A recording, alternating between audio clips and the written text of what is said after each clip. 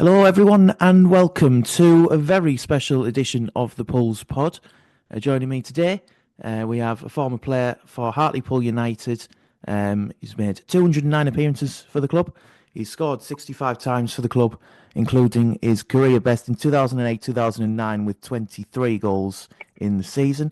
He's been Player of the Season twice, once Supporter Player of the Season in 2004-2005, and he was both fans and players player of the season in 2008 and 2009. He is the writer of his own introductions. It is Joel Porter. Hello, mate. How are you doing today? Yeah, good, mate. Good. How are you?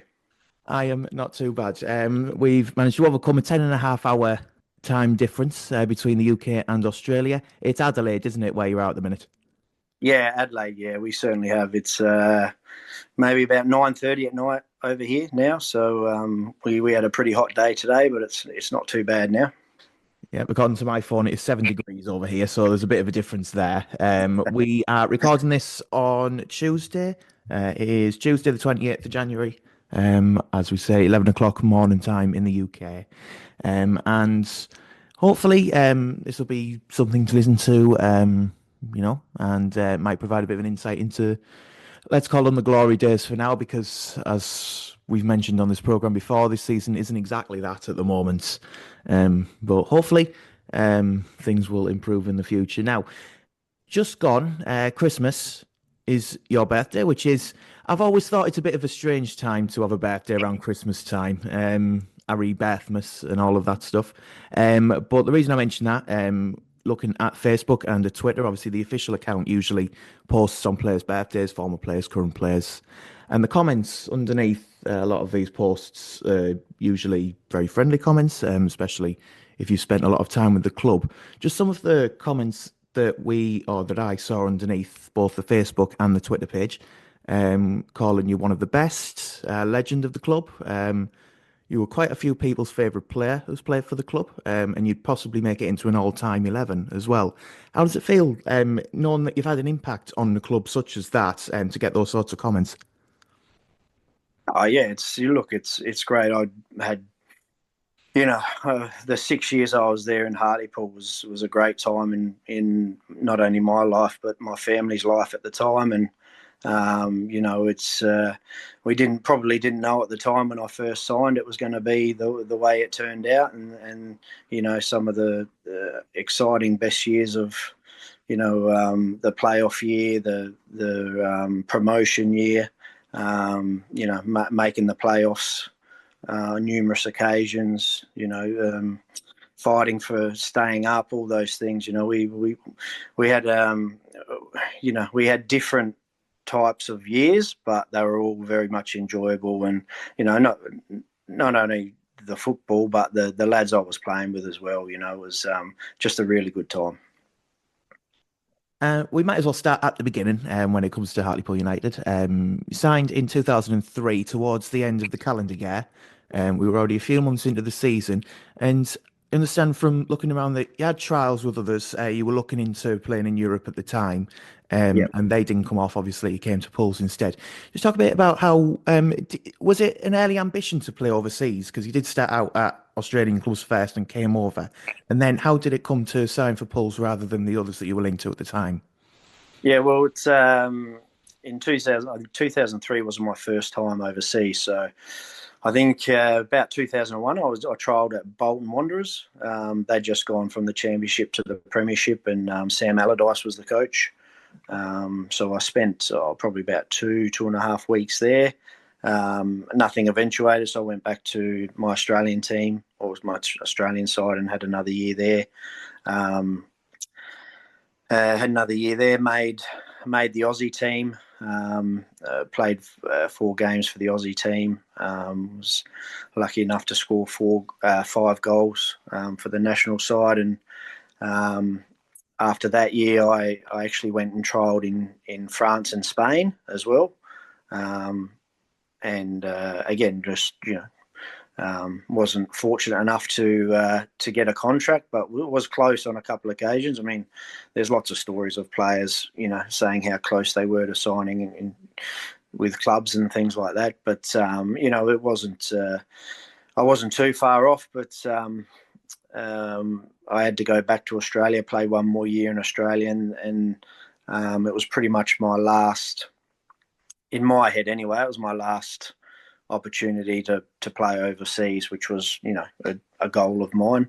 Um, Not necessarily in England, but it eventuated there. I first went to Turkey and tried with a couple of clubs there, and nothing quite worked out there. And then my agent said, "Well, let's go to England one more time," and we did that, and was at Wigan for a little bit. Paul Jewell was the coach. Probably 2.5 weeks there, and they were really keen. I just had, obviously, with my visa and visa issues, they couldn't wait around and or anything like that. So they were flying high in the championship at the time. So they just sort of they liked what they see, but obviously not enough to pursue that next step. I went to a couple of other clubs, Plymouth. Went there, didn't really have a good trial there. Just was there for a couple of days, wasn't great. And that was obviously down South England. And then my agent said, "Oh, there's an opportunity to go trial at Sunderland." Mick McCarthy was the coach at the time, and I went, "Okay, well, where's that?" He goes, "Oh, it's another 7.5 hour train trip to the north of England." And by that stage, I've been away 3.5 months. Or 2.5 months, or maybe 3.5 months from home. Me and the missus had just had a baby, so my daughter was like, 5, 6 months old. So I was pretty keen to get home. But I gave it another go and went to Sunderland, and again had a really good trial. But there was another boy, I can't quite remember his name offhand. Played at Watford in the Premier League. It was a decision between me and him, and he obviously had Premier League experience, so Mick McCarthy went with him. But Mick was great; he was awesome. At the time, I trained there. Alan Ball was part of the coaching squad, and that's where the connection for Hartlepool came. So Alan Ball knew Martin Scott. Martin Scott was the assistant at the time to Neale Cooper. And Alan Ball mentioned that I'd trialled really well, and if they were looking for a striker, just to come and have a look. And so that sort of eventuated, and I caught the train to Hartlepool, and the rest is history, really. Like you mentioned, you mentioned about Plymouth there. I mean, that it must have been it is a bit of a trek. I've never been to Plymouth. I've been to Torquay. No, I haven't. I wanted to go to Torquay, but I ended up at a wedding instead, and I couldn't go. I've been to Yeovil. That's not too far away, and that was about 12-hour round trip there and back on a Yeah, Tuesday night. That was yeah, that was brilliant. But yeah, I mean, it's good how things work out because obviously, I think a lot of fans will say, as we've already mentioned, that it's good that all of those clubs did turn you down because then you wouldn't have ended up here. yeah, If they had accepted you, if you'd gone on with Sunderland and done better things than us. But when you started for the club, you came on. I think it was against Swindon, your first game. yeah, In the November. You signed at the same time as Danny Benn, and I think one of you had a better Pulse career than the other one did. Let's put it that way.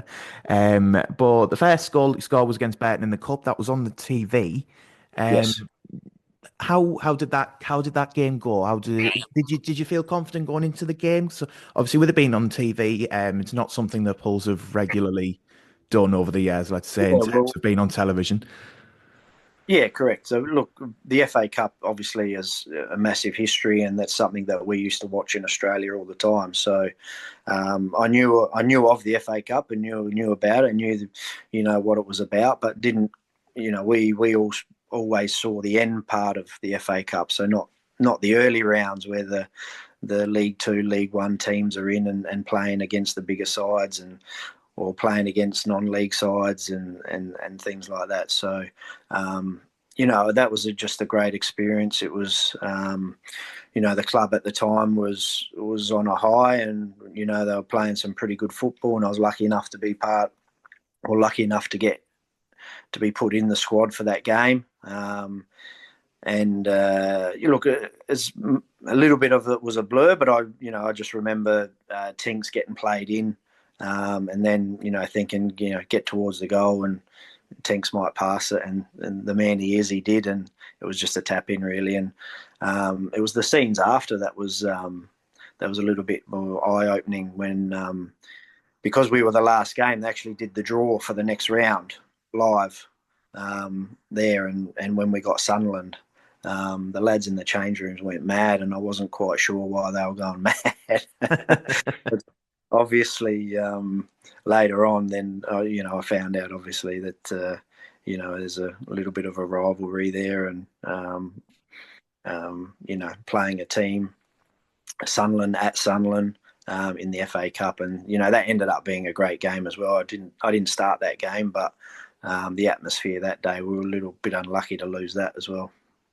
Yeah, I think unless that has changed in the recent past, I don't think it has. It's still the highest away attendance ever taken to the Stadium of Light. I think there was over 9,000. I was one of them at the time. I mean, I was, Yeah, you're talking probably five, six. I think I was five at the time. So I have vague great memories of it. I atmosphere. remember Julio Arca scoring, and we had about 10 shots hitting the post and getting cleared off Yeah, the line and all that stuff. And it was a one of those where unfortunately just proper luck didn't FA go Cup for us. fixture is what it was. It's It an was FA good. Cup fixture. That's absolutely right. To be fair, we did the same to Burton when we went there. So Yeah, you know, correct. what goes around comes around.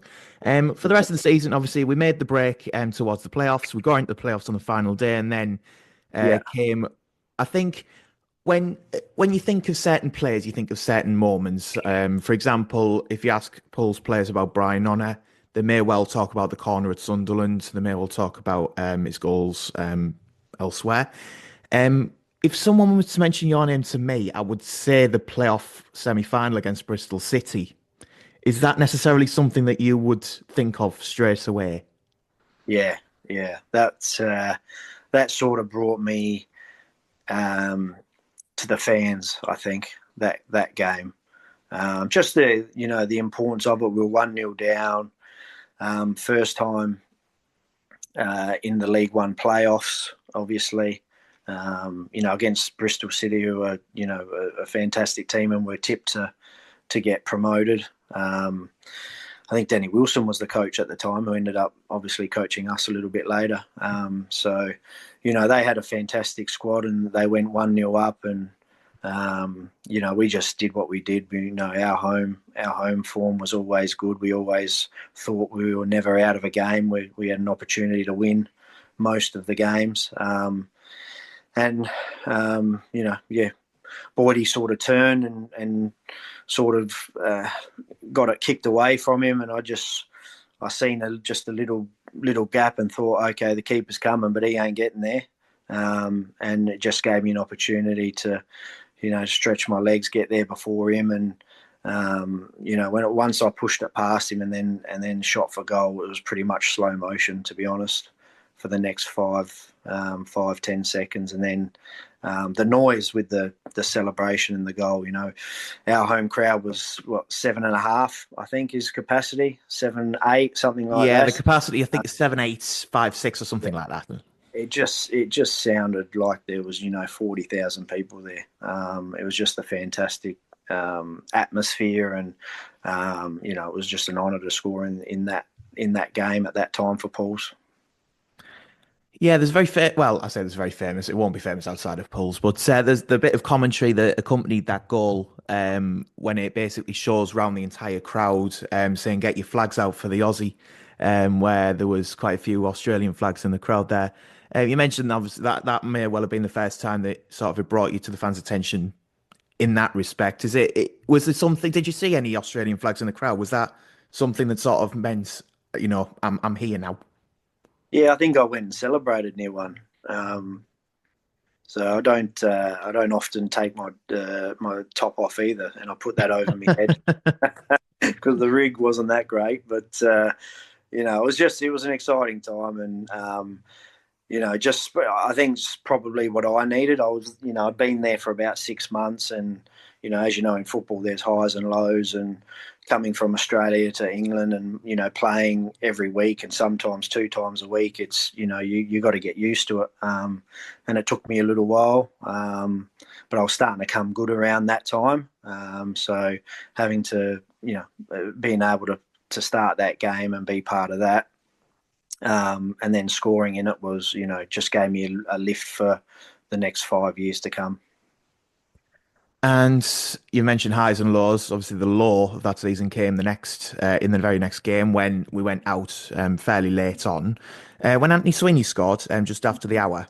Obviously, we were in front, we were going through, and we were going through as of the 87th minute. But there were a couple Yeah, of injuries. Mickey yeah, Barron had his problem and went off. yeah. Was there a point in that game where you thought we were about to win? Like, because it got quite late. And even if they'd equalised, it still would have went to extra time. So was there a point in Yeah. that game where you thought we are actually going to do this? Um, no, I don't. You don't have time to think about that. I don't think. Just the way the game's going. They were. You know, because it's a one game off. If you don't win, you're out. They were pushing the last 10, 15 minutes, and like I said, they had one of the best teams in the league at the time. So, we were expected, and at their home ground, so we were expectedly under the pump a little bit the last 10, 15. Um, I sort of remember we had a couple of chances to maybe even go 2-0 up, and we didn't quite take them. I think I was one, and maybe Sweens had another opportunity. Um, and then I think I came off to put a defender on just to try and steady the ship. And that was working until Mickey Barron got injured, to be honest. And Yeah. once he came off, I think they got the goal not long after that. And then, they got the second one, and, that's history. But yeah, it was a little bit disappointing, but sometimes I think with the way we lost that, we certainly showed that we were, not far off being in the championship, which probably gave us that edge to go with the following year and how well we did the following year. I mean, looking at the highs and lows of football, obviously Ashton Gate being the ground that took place at, has also been one of the highest points in our club's history, being the promotion venue for the 2020-21 season, when we went back up against Torquay. And I mean, at the time, I mean, it's a bit off topic, but at the time, it was very funny that it was about 4 or 5 hours away for us, and it was an hour away for Torquay. It was one of those where, because the Euros were going on, everyone was resurfacing the grounds, and Yeah, honestly, it was strange. But again, it was an excellent day, and it just shows, as you say, what football can do. Because the contrast between the day where we went out to Bristol City and yeah, the day we went back and went up against Torquay, it's one of those. And to be fair, Bristol City then got beaten in the playoff final to Brighton, so they got what they deserved in the end. yeah. No Exactly. offense. Um, Exactly. I mean, to be fair, that's another way that, because I'm just having a look at the table now. You've got teams like Brighton and Hove Albion, Yeah, Bournemouth are in there, Luton are in there, who've been the Premier League recently. You've got Blackpool, yeah, who've been the Premier League since that season. Wrexham have obviously come down, but they're on the way back up again. yeah, I'm going to mention Sheffield Wednesday shortly. Then there are teams that we played in those days that have ended up in the top flight, in and around the top flight. Brentford are another one. yeah, It's honestly, it's bizarre how that's gone on. But yeah, going on to the next season, possibly our highest season in the club's history. That maybe for others to decide.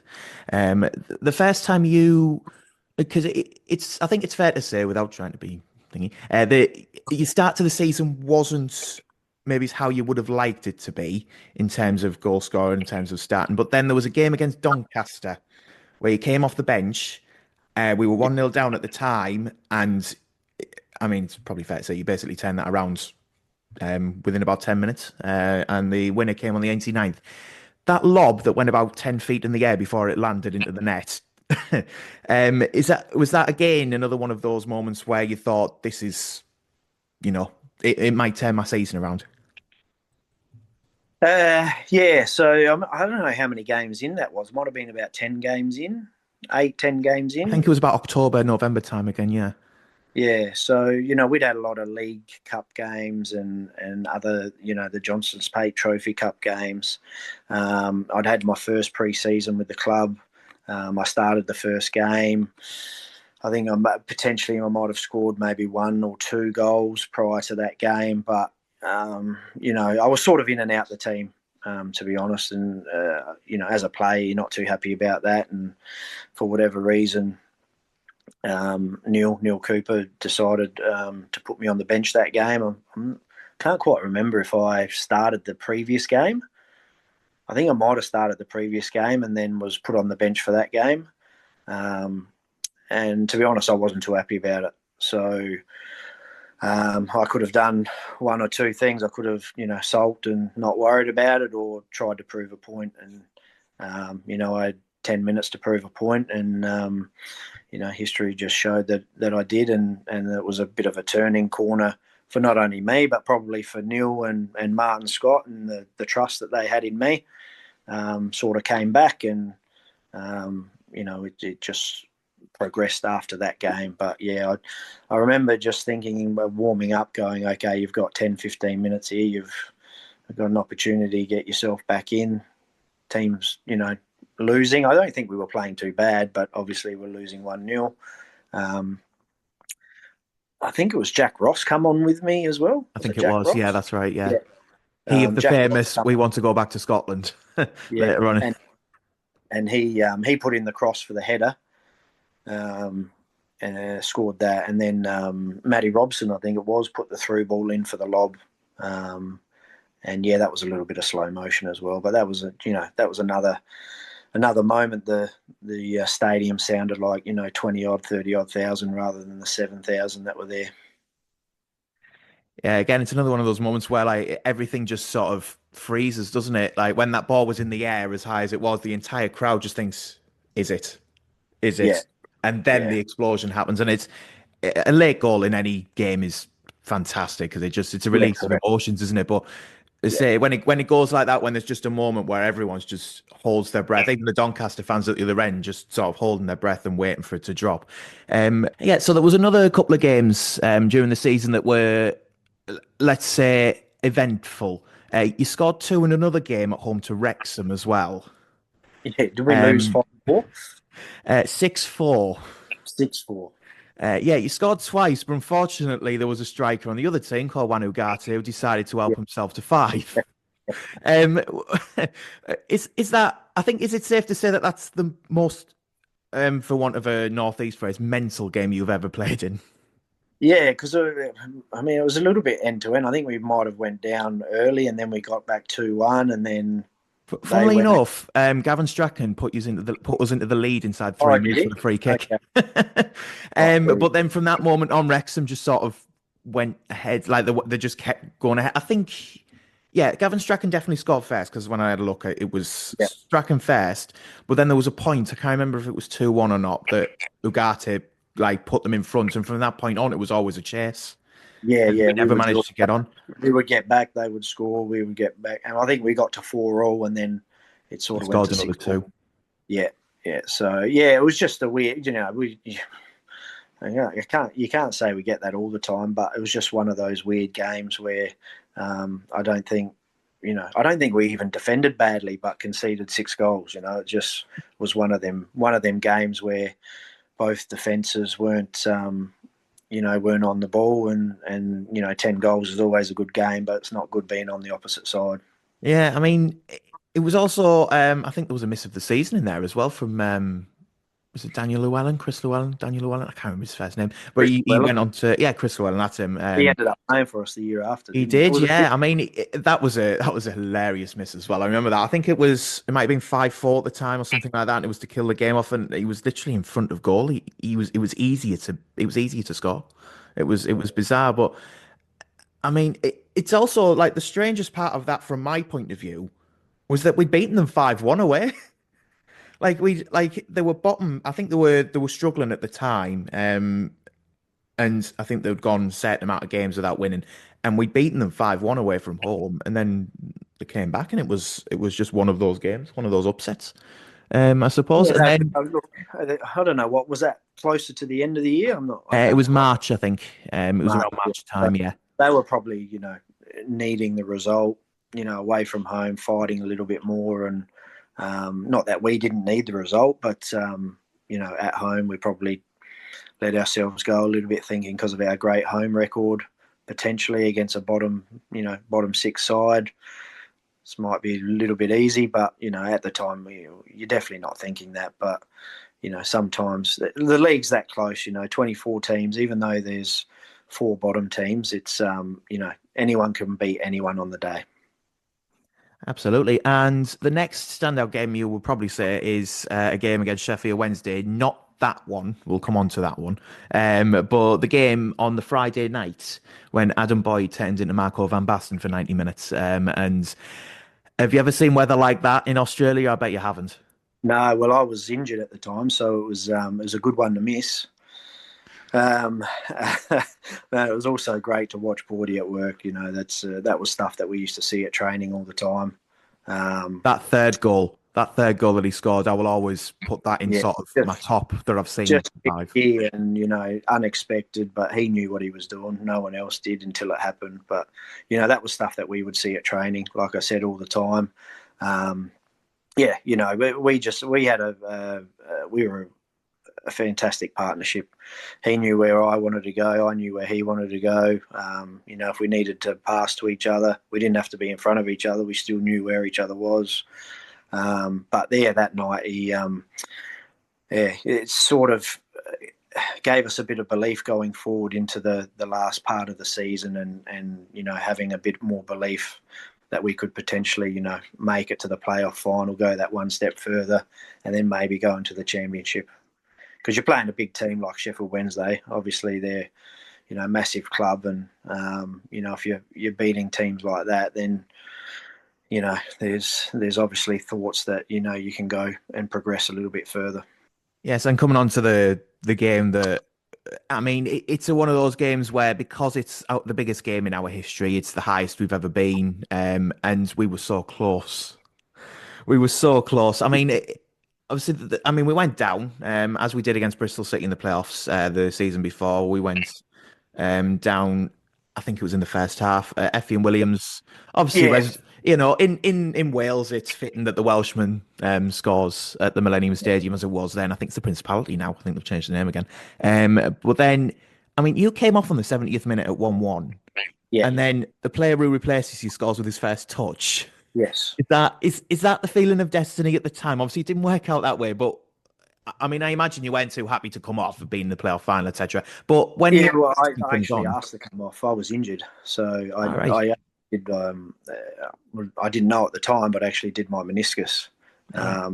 I did it halfway through the first half, but obviously continued to play. Got a bit of treatment at half time, and then I actually won the corner for the John Daly goal. But after I won it, I landed on my knee, and it was excruciating pain, and I just went, no, I've got to come off. So I waved to the sideline, and look, I don't know if they were going to take me off anyway, but it was time for me to come off, and I think it was destiny, and it was great there. And again, the loud, like when Sheffield Wednesday scored their first goal, it was loud. They had 48,000 people. But when John scored that header, oh my God, mate, I thought the roof was going to come off. Yeah, so it was, that was a great moment, and I think that was 77th minute we scored, 71. 71, 71st minute. So we had 20 minutes to hold on, and then unfortunately football's football and things happen, and I think was it Westy? I think Westy got sent off, didn't he? And from there, they scored the penalty. Although the big Greek Dimmy almost got to it, I think. It was close, yeah. I think it was one of those where the penalty was put down the middle and Dimi had dived past it. He managed to get a touch on Yeah, the way past, but he couldn't keep. I mean, I was there again. Again, I was only a kid, but we all thought he saved it. Like in yeah. the crowd, like we thought, like it was one of those where the cheer goes up and then you realise it's gone in anyway. But I And mean, then it, being a man down with their 48,000, and being a man down, extra time, we'd given everything, and the boys still fought on. But I think it was a little bit of inevitable in extra time, unfortunately, and it was just one of those games where I think Sheffield Wednesday knew they were going to win. It was a matter of time before they got one, and they ended up getting two. But that wasn't a reflection of the game at all. It was a bit closer than that. But only the people there at the time will know that. Absolutely. Did you think it was, because you'll have been watching from the sidelines at the time, did you think it was a penalty? No, I still don't think it's a penalty. No, no, no. Yeah, I mean, I've always said the penalty is one thing, but I think the thing that killed us mainly was the red card. I think if 11 against 11, Yeah, correct. we were still probably underdogs, to be fair, because of the fitness, and they had the bigger squad, etc. But I think going down to 10 just killed us completely. Yeah, definitely. You look, if Westy hadn't have been sent off and it was a yellow, then potentially, still 11v11, we probably had a fighting chance. I still back our boys, but with the man down, with the occasion, an extra 30 minutes. We just had extra time at Tranmere, the game before. Yeah. And we didn't have the size of the squad that Sheffield Wednesday had. So, all those factors come into it, don't they? You look at it now, you don't think it at the time, but we were still very proud of what we achieved. It wasn't promotion, but it was, if you know what I mean. It was for the squad and the players. We spent day in, day out, every day together, and that was our aim and our goal. And we were just a little bit, I guess you could say, unlucky and didn't quite get the rub of the green, but we gave it our all, and that's one thing that we can say. Yeah, and as I mentioned at the introduction, you were voted the Fans Player of the Year for that season as well.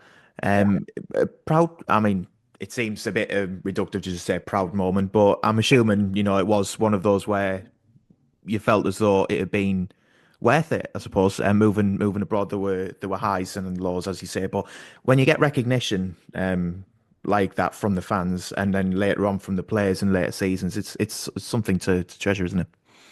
Yeah, look, you don't think about it at the time. Obviously, when you retire and you're at the game, and you look back at all those times and the memories, and people remind you and keep telling you've won the player award twice, and things like that. It's it's fantastic, mate.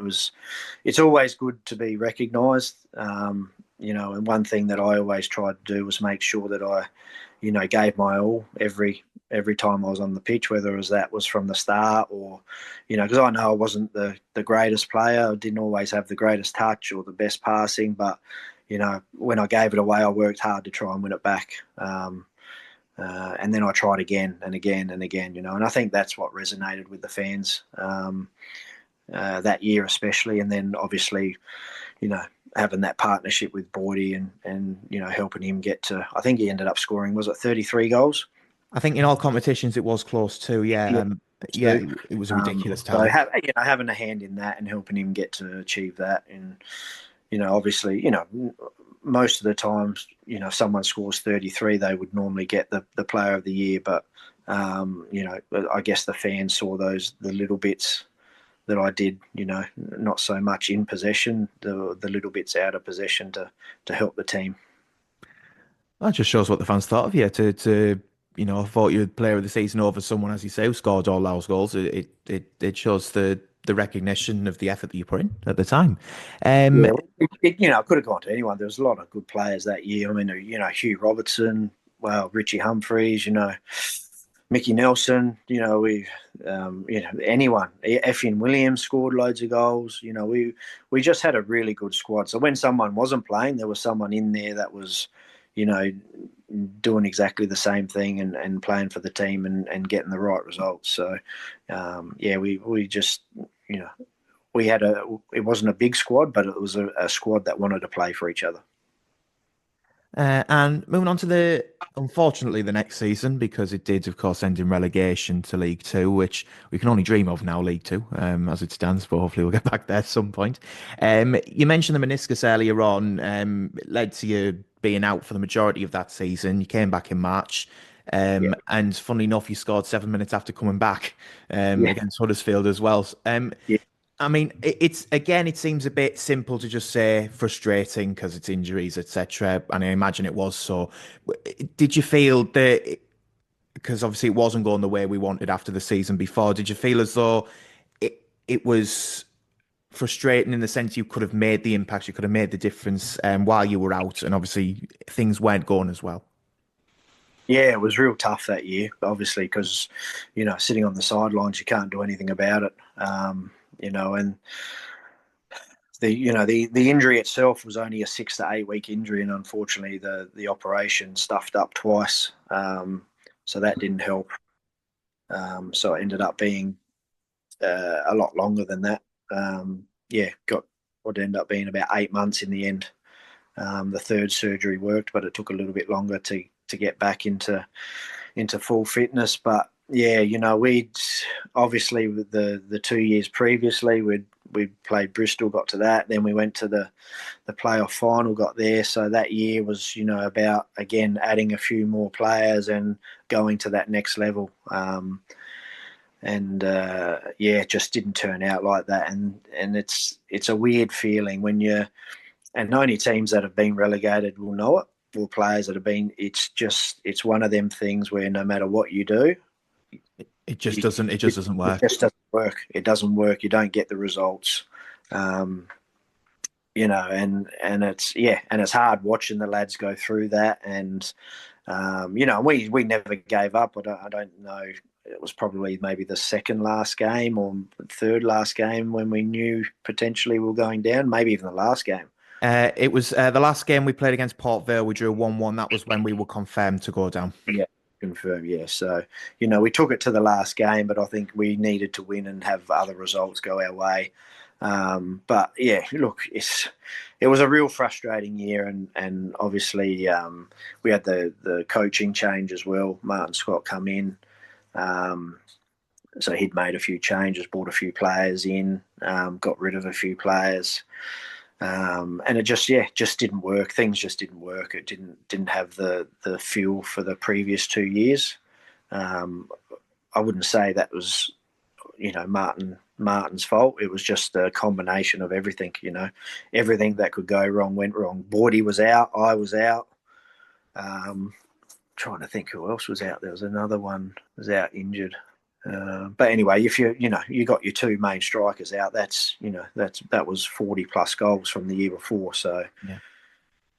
it makes it a bit hard. And then they're trying to get loan players in to try and fill the gaps, and those loan players didn't quite work out, I don't think. And everything spiraled into the one thing, and before we knew it, we were relegated to League Two. Yeah, and you mentioned the managerial change, the coaching change at the start of the season. Just before we move on, it feels appropriate to mention Neale Cooper as well. Obviously, sadly, no longer with us, but was part of the times that many regard as one of the highest points in our history. Was he as how was he to play under? How did you enjoy playing under him? I mean, you've spoken again of the frustrations of being dropped, and obviously every player Yeah. has those frustrations. But on the whole, was it one of those managers where he just inspires the entire squad? Yeah, he was, trainings and all of that. He was, before trainings, we would have a bit of a laugh and a bit of fun. During trainings, everything would be, preparing us for the game. There was no, it's like he was Jekyll and Hyde. He didn't really have that. I don't know if you've ever watched him on the sidelines, but he gets into the game and he's very vocal and angry and gets, heated, and not in trainings, but when game time comes, it's like he switches to that person. And very much a motivational coach. And that's where him and Scotty worked really well together, because Scotty was a bit more of the tactical side, which sort of helped us. Neale was the motivator, and this is what we want, and this is how we need to do it. And he got us pumped for every game, and got us thinking we could win in any situation. He was great. He was tough to play for, because you had to, if you didn't, one week you didn't do what was expected, then there was no second chances. You had to do it week in, week out. And I soon learnt that. It took a couple of months, but I soon learned that. But if what he does. What I do know is if that you do perform and you do play for him, then he'll give you your all as well, and he'll help you along your way. And he did. He was great for my Hartlepool career.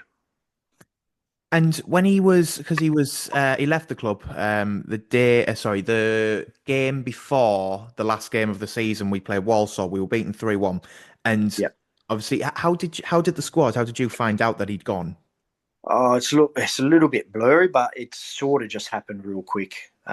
We know he was having a few personal issues at the time, which was probably affecting. I think it was affecting game days, and the club made a decision to obviously move him on and put Scotty in place. And at the time, it was probably the best decision. That it gave us the opportunity to win the last game to make it into the top six and then go on our run in the playoffs. But for there's no doubting that we didn't get to, or the squad wasn't where we were without Neale Cooper there. That's for sure. Yeah, and he'll be sadly missed. Going on to we were on 2006. A quick word on the following season, obviously the promotion season. Danny Wilson came in. Yeah, It was another one of those seasons where, unfortunately for yourself, you weren't involved as much as you and the fans might have liked.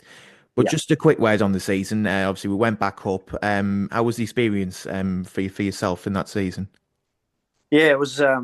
Any promotion's a good promotion. Whether it's all about the squad when you get promoted, obviously. But it would have been nice to have played a bigger part in it. But it's just what it was. My injury at the start of the year. I think I played the first maybe 10 games.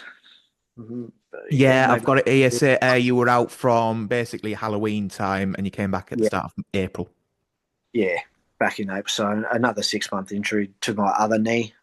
So it's yeah, it wasn't great at the time. Again, it was it was one of the year before. It was watching the boys obviously not being able to win games, and then that year the boys turned it around and not being able to be on the pitch when they were winning. It was more of a it was quite hard as well, but that's you only want the best for the lads anyway, and it was just about I was able to get back and take part in the last couple of games and help the lads out when needed, and definitely felt part of the promotion, which was good. But it would have been nice to have played a few more games in that year.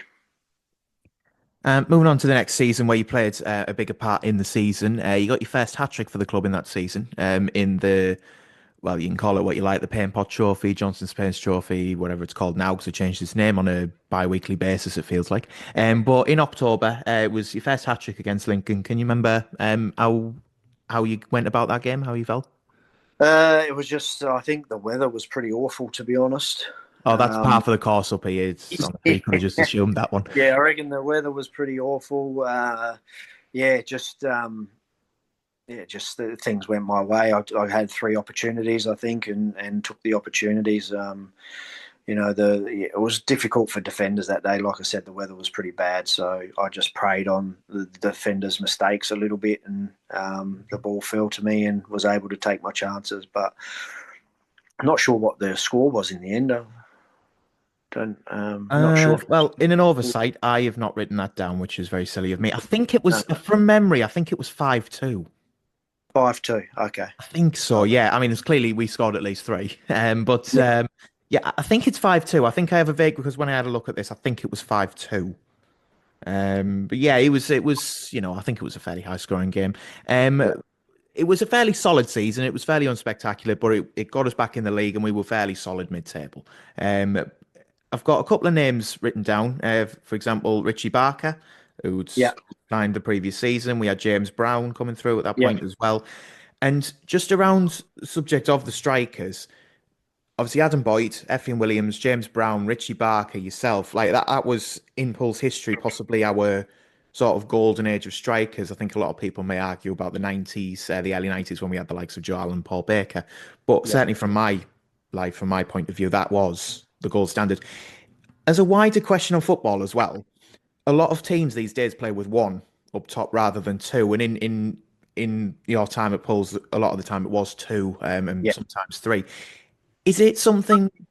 I mean, it's got its pros and its cons, of course, but is it something that you feel has changed football necessarily positively, negatively? The fact that that partnership that you had in those days, and a lot of teams had in those days, is it being lost, perhaps? No, I don't think so. I think some of the bigger teams are now starting to play two up front. 3-5-2. It just goes in roundabouts, doesn't it? Depends on the style and type of player that you've got. I think each individual team plays depending on their squad and where their better players are and how they can get the best out of them. At the time, we had a good array of strikers, young strikers, old strikers. So having two of them on the pitch was only a bonus and a benefit. So it sort of suited that formation suited our club at the time and our playing group.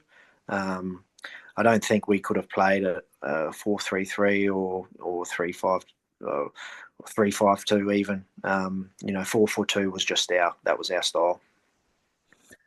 Fair point. And the next season was 2008-09. It was your last season at the club. It was also your best season from a goal scoring perspective at the club. As I Mm. mentioned before, it was 23 goals in total that season, including your first league hat trick as well, which was against Swindon at home, 3-0 down before you got your first goal. Again, was that another one where things fell for you at the time? It was funnily enough, being 3-0 down, that was also a hat trick from Swindon striker Simon Cox.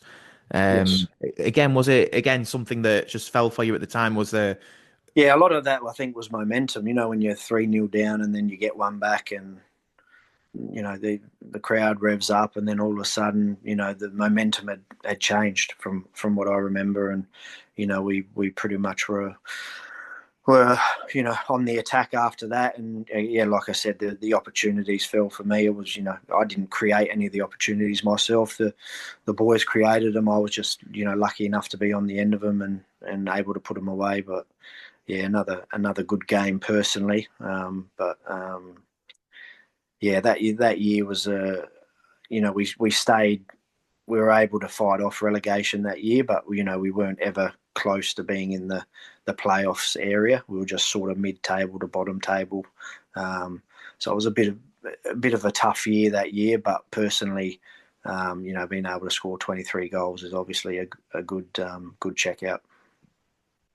Yeah, I mean, 90th minute equaliser for that one as well against Swindon. We were saying about the 90-minute goals being one of the best things in football. And as you mentioned, best goal tally as well. Is it again something that is it a thing with strikers where I've seen in the past where form is a thing, like it is sort of a mindset of going into games basically thinking I am going to score Yeah, rather that than year previous definitely. seasons. There wasn't a game there that I didn't play that I didn't think I was going to score. Um, I think I scored 23. I probably, could have had close to, 35, 40 if I'd taken a lot of my other chances. But, that was just the way our season was. But it was good because those 23 goals helped us stay up. That was the positive about it. And, who we had, Andy Monkhouse was there. He had a great year that year as well. He set up a fair amount of my goals. So yeah, it was another good year personally, but it was one of those where it was a real tough year trying to stave off that relegation fight. Yeah, and to be fair, it's something that we've had to do quite a lot in the years since as well, unfortunately. And sometimes we haven't been able to, which is a massive shame. It's where we are now. The other thing in that season as well was we've already spoken about the FA Cup and the impact it has around the world, not just in the UK.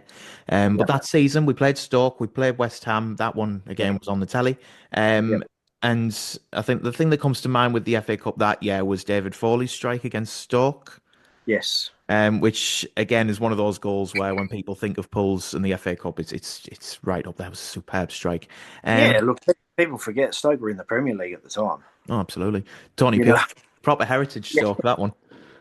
So they probably took us a little bit too lightly, and it cost them. We and it was great for David. David probably didn't get as many opportunities at the time. It was probably a little bit of that bit part player to come on and make a difference, and I think that day he did that, didn't he? He got his opportunity and took it.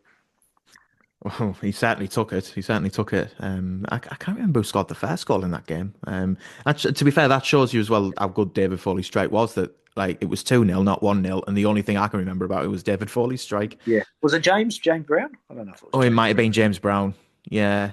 I mean, to be fair, I've had many people state over the years about James Brown. He is the most naturally gifted player ever to play for Pools, but unfortunately, his body just betrayed him a lot. Yeah, body And it's broke early. Yeah, Yeah, it's hugely unfortunate. And looking at the West Ham game as well, that one being on the telly, as I said, as the old saying goes at Pools, we're absolutely dreadful on the television. Absolutely dreadful. We can't play on telly. It's I don't know if it's stage fright or anything. But then again, it's West Ham Premier League. yeah. They were. Look, to be honest, They didn't underestimate us. They put their full squad out, and I remember Carlton Cole scored both goals, didn't he? So I think Mark Noble got the second from the penalty spot Mark because I did. think there was a rather. I think if I remember rightly, it was a bit of a controversial penalty. Okay. Yeah, I think They so. were. They were. They Yeah, were. I'm not going to say he dived, but I think he was a bit, you know, easy enough to go down. Yeah, they were good. I mean, I think Zola was the coach at the time, wasn't he? From memory. So they had their full squad out and they wanted to win, and it was a real difficult game for us. It sort of it said definitely showed me the next level, and that level for me at that time probably wasn't achievable. I was 29, 30 at that stage, so I sort of went, okay, well that's why I never went there, but. It was a great day, great atmosphere. That's what the FA Cup does. It gives you an opportunity, and unfortunately, we didn't take it that time. Absolutely. And as we've mentioned, it was the last season that you spent at Pulse. Went back to Australia at the end of the season. There was a contract clause that was activated at the start of the season where there was interest in yourself, Yep. and the clause was activated. You stayed at the club, and obviously it certainly didn't affect you because you got 23 goals, and you Yeah. did fairly well regardless. Was it always sort of in your mind that season that you were ready to go back if you like you'd done what you'd set out to do? Yeah. So the previous year, I didn't really play much under Danny Wilson. After we got promoted, the next year I didn't really play much. He'd brought in another striker. I can't remember his name from Tranmere. I can't Yeah, remember. I'm struggling with that one as well, to be fair. Um, yeah, you can't. It's on the tip of my tongue. But anyway, I didn't really play much, and I went halfway or three-quarters away through the season to Danny and went, "Look, Danny, look, obviously I'm not your number one. Do you mind if you let me go now? Go back to Oz. I've got an opportunity to go back there. They're starting up a new league." And he was fine with it, but the chairman put a stop to it. So yeah, I did everything I could to go back, but the chairman evoked that clause, and I wanted to go back and be with family and all of that. But it just gave me another motivation and drive to have another good year, and which I did, and repay back. Say thanks to the supporters for the 6 years that they've given me and my family the opportunity to play soccer at a high level or football at a high level, and the time to go back. It was just time. I'd sort of had enough. I'd been away and I was ready to go back. Absolutely. And about paying back the supporters clearly recognised you in kind, so did the players. As we said earlier on, it was fans and players player of the season that season as well. And lastly, before we finish as well, the 10-year reunion. There's quite Yeah. a famous story behind that, isn't there? Because um, a lot of the players gathered. I think it was at the Borough Hall, if I remember rightly, Yes.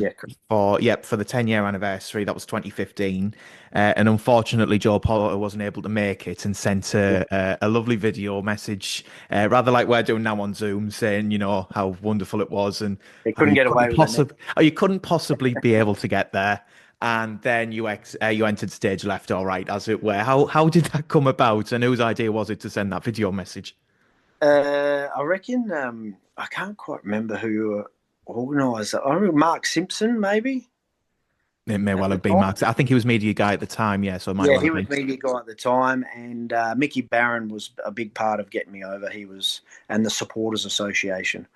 They helped out with that, and yeah, it was a fantastic night. Fantastic. Obviously, I couldn't stay too long, so it was just sort of got there, a bit of jet lag, had the day, and then was heading off again. 2 3 days later, so didn't get to spend too much time, but seen a few of the boys. But it was just great to see everyone again.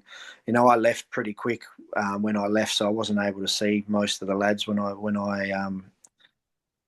left to go back to Australia. So it was just good to go back and just see everyone. And, it was like we'd never been away, to be honest. Yeah, we still had the banter. We just had the laughs that we had every day for the 6 years that we were all playing together. And like I said earlier, that year, that squad, it was you just knew that we were going to get to where we got to, because everyone was driven for each other. Everyone wanted to play for each other, and when you got that feeling, you sort of know things are going to come from that. And did you record that video message before you left in Australia, or did they sort of, No, push I you did that into a there. room? Yeah, I did. They ushered me into a room, and I did it there, and then they put it on the big screen there and then. So it was, I don't know if I put a top on because I had a suit on, obviously. So Mm. I just went and put a t-shirt on, so they just wouldn't they wouldn't Quickly nipped down recognize. to Matalan or Asda or somewhere like that, and just buy you a plain Yeah. white shirt, get you out. Other shops are available, I should say. And yeah, so that was and the Raw when I came out, walked out was fantastic, and something that I'll never forget. And like most of the Paul's supporters, they're always thinking about those times, and like me, every now and then not every now and then, a lot of times I look back and I see a goal on TV and brings back memories of when one of our lads have scored a goal or I've scored a goal, and it just brings back those memories. I mean, you've summed it up quite well there, I think. But just as a message to the 10 people who might be listening to this, later on in the week, how would you sum up how much how much it meant to you at the time? Yeah, look, the 6 years I had there was fantastic for my my footballing career. I don't regret ever signing for Hartlepool. It was one of the best decisions I ever made on a as far as going and signing a contract. Did I know it was going to last 6 years and have the ups and downs? No, but that's what football was about. And to be honest, I wouldn't change a thing. Well, probably one thing, probably a promotion against Sheffield Wow. Wednesday, Yeah, but I suppose that's a good you point. know, Yeah. all the other bits, the ups and downs, and, well, I'd probably take away the injuries as well, because hopefully I might have had a bit more of an impact in those other years as well. But the supporters were always great. I lived in Hartlepool, so after games, win, lose or draw, most of the supporters were really good, and you know. Um, would always come up and see how we're going, make sure we're all right, and that sort of stuff. So, well, I'd never had any problems with that. My family was safe and all those things there in Hartlepool. So we absolutely loved the 6 years there. My daughter never wanted to leave, but unfortunately, I think that's called Stockholm syndrome. yeah, she was 6 years old when we left, and she had the Hartlepool accent for the next 2 3 years And we here apologise for that. in Australia. So not even I could understand her. But Oh, no, fair enough. absolutely loved it and appreciate everything that Hartlepool's done for me and my family.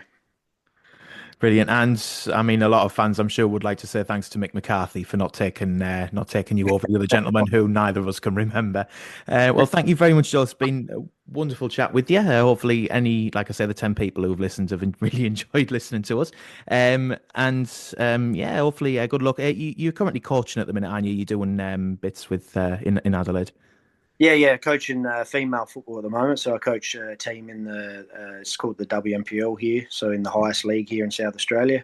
Um, so I've just moved clubs actually. I coached a previous team, and I've just moved to a different team this year. But yeah, we're aiming for hopefully winning the league this year, and we've got a pretty good squad put together, and just looking forward to that. And as you know, coaching's a little bit different to playing. You spend more time thinking about football and being at football as a coach than what you do as a player. But I thoroughly enjoy it, and a lot of the stuff I teach is the stuff that I learned at Hartlepool. So it's a little bit different to what Australians are used to, but when they buy in, it's certainly effective. Wonderful. Well, good luck with that. Thank you very much. And hopefully, if they do a 20-year anniversary or a 20-year reunion this year, we can get you into a room in the Borough Hall and have you record another video message for us. Thank you very much, Joe Porter. Sounds like a plan. Thanks, mate. Take care. Thank you.